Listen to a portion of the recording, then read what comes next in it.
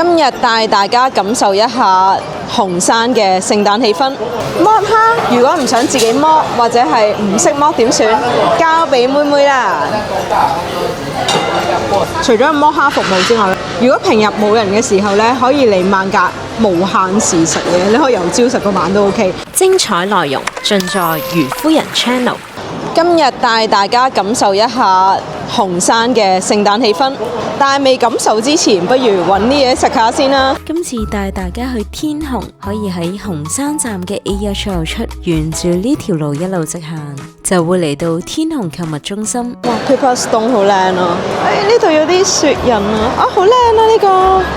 天虹間 DJI 終於開咗啦，以後買 DJI 嘅嘢咧唔使去一方城啦。嚟到天虹第一樣嘢梗係睇下博麥記啦，有咩好嘢呢？嚟到萬格啦，次次嚟天虹呢間萬格都有種熟悉感，因為我第一間拍嘅萬格就係呢間啦，而且收視都唔錯。雖然萬格冇聖誕樹，但係呢度有員工自己整嘅聖誕樹啊，幾精緻。佢哋最近咧有啲新嘅變化，等我帶大家入去直擊一下啦。Let's go！ 我想同大家講嘅，去到7點鐘咧，全場爆滿啊！萬格大家就嚟得多啦。咁究竟有啲咩新嘢呢？等我逐一介紹俾大家啦。呢度上新咗一啲咧新鮮嘅魷魚啊，全部咧你摸上去咧都係凍冰冰嗰啲啲。哇！你睇下呢個蝦滑幾靚。而家上新埋新鮮嘅毛肚喎。嚟到呢邊嘅區域啦，呢度除咗有海鮮之外，仲有蔬菜。咁呢度有啲咧雲南嘅菌菇啊，除咗就咁烚之外咧，仲可以浸湯嘅。每次嚟萬格，我覺得咧點都要食嘅就係現切牛肉啦。而家上新咗唔少養生嘅湯底啊，啱晒我啦！有石橄欖、五指毛肚等等。哇，仲有啲壽司，哇呢個好靚啊！三文魚腩我又要，三文魚。到熟食區啦，有鐵板羊扒、西蘭、鵝肝同鮑魚啊！大家記得過嚟攞鵝肝啊！我哋都攞咗2碟啦，仲有墨魚餅，有三文魚頭、三文魚骨啊！呢度仲有唔少嘅串食啊，大家可以攞啲返去，有少少辣嘅，仲有鳳爪添啊！嚟到最重要嘅海鮮區啦，同樣地，我哋每樣攞少少。哇！有冇影到？點算啊？乜嘢啊？咁仲有咧就係3點蟹啦。哇！發隻咗咁多嘅，繼續攞多少少蜆蟹。咩都攞少少。同埋，如果大家食呢個帶子嘅話咧，就可以叫職員幫你擦洗乾淨。仲有呢個鮑魚，睇下幾大隻，仲喐緊㗎。咁而家我哋就攞少少大閘蟹翻去啦。咁樣食大閘蟹，你睇前面幾鮮活，好想爬出嚟，攞呢個笠住。呢個係一個小技巧嚟嘅，咁樣就可以防止佢會走出嚟。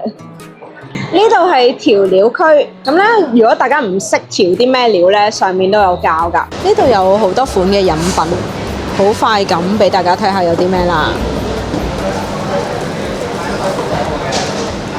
當然仲有大家好中意嘅啤酒。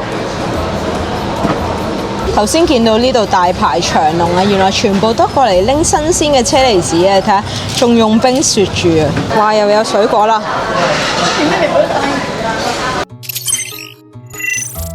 而家咧，我哋就擺啲海鮮入去個蒸鍋。呢隻蟹仲喐緊，呢隻蟹掙扎緊。OK。落埋大閘蟹。湯底方面，我哋攞咗啲藥材啦，同埋菇。呢一邊咧，我哋就會落麻辣，試下呢個鵝肝先。睇下，中間加咗塊呢個係蘋果嚟，所以好解膩。咁耐冇嚟萬格咧，我覺得有一樣嘢係進步咗嘅，真係有啲好熱門嘅食物啦，例如鵝肝啦，好快就俾人清碟㗎啦。之前咧，我成日出去咧都冇晒嘅，但係而家咧佢哋進步咗，當一清盤嘅時候咧，師傅就即刻 refill， 所以根本唔會有呢個問題出現。墨魚餅。好 Q 彈，芝士焗生蠔擺耐咗少少。如果咧啱啱佢整好即刻食咧，就更加 juicy。仲有頭先拎到好靚嘅三文魚腩啊，你睇幾靚，一啖一滿足啊！我哋而家落埋啲料啦，花膠，好落花膠，螺片，鮑魚，落下呢啲新鮮嘅牛柏葉先。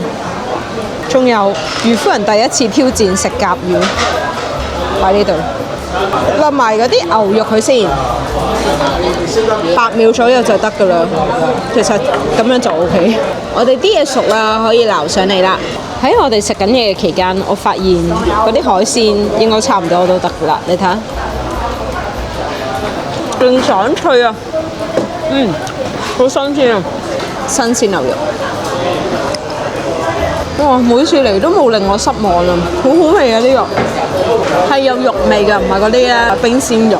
話咁快，我哋啲海鮮就食得啦。我感覺上咧有少少似喺泰國食海鮮嗰種感覺。啲海鮮就擺晒喺台面啦，然之後咧我哋就將啲海鮮點汁咁樣撩嚟食。食個鮑魚先，因為污糟嘢唔好食。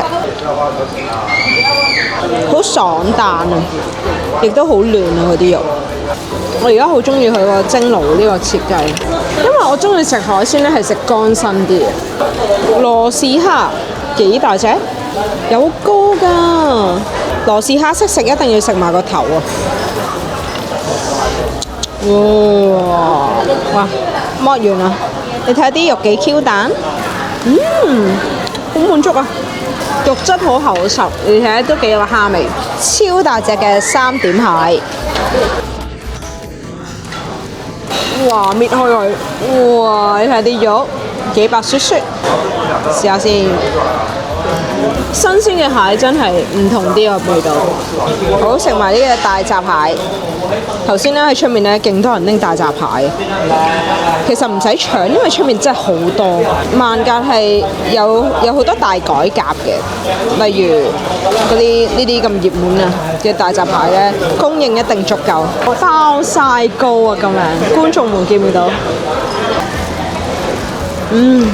我冇諗過而家12月咧都仲有大閘蟹剩，而且咧嗰啲大閘蟹個質素都唔差㗎喎。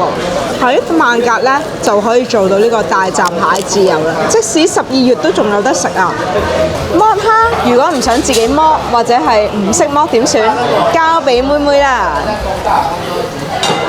冇諗過而家咧萬格有剝蝦服務，平時咧小龍蝦先會有人剝㗎嘛，點知而家連普通嘅蝦都可以剝，使唔使所有蝦你都可以包？太貼心啦呢個服務！我最中意就係食蝦，但係咧又唔想剝喎。已經剝好啦，謝謝。而家係時間差唔多10點鐘，啱啱宇哥投訴話咧佢已經冇嘢食，因為佢唔食海鮮，淨係食熟食，點算呢？唔緊要，呢度有個最新嘅服務啊！好，嘟一嘟，你以為出面閂咗冇嘢食？哇，仲有好多嘢可以食㗎。其實你想食咩呢？就點一點，然後呢，有職員就會送過嚟你嗰邊㗎啦。你睇下佢幾興奮，佢以為冇得食㗎啦已經。千祈唔好唔記得佢啊！就係萬格最出名嘅烤榴蓮啊！而家仲有呢個烤菠蘿添。最後我哋食埋萬格嘅招牌菜烤榴蓮。哇！好耐冇食過啦。原來係咁好味。我記得第一次嚟萬格應該係2年前嘅3月份。就係為咗佢呢個榴蓮過嚟，2年後再食多次，重溫翻呢個感覺。咁生果方面咧，我就拎咗呢啲啦，有呢個車厘子，哎呀，哇，車厘子好味好甜啊！每次嚟到咧都有唔同嘅改善嘅地方，老闆娘真係有聽大家嘅意見。咁其中一樣咧就係呢一個，我諗係冇乜人會留意到嘅，就係 Tempo。佢哋竟然會用 Tempo 喎！啱啱問咗數姐，佢話呢個 Tempo 好用，雖然成本貴啲，佢都會將最好嘅嘢俾客嘅。除咗有摩卡服務之外咧，如果平日冇人嘅時候咧，可以嚟萬格無限時食嘅，你可以由朝食到晚都 OK。當然啦，星期六日比較多人咧，就只可以食2個鐘啦。食飽飲醉，非常之滿足啊！估唔到咁耐冇嚟萬格，完全冇令我失望，仲有驚喜添。咁希望大家中意我嘅分享啦，如果中意就俾個 like、share 同 subscribe 愉歡人 channel，下次再見，拜拜。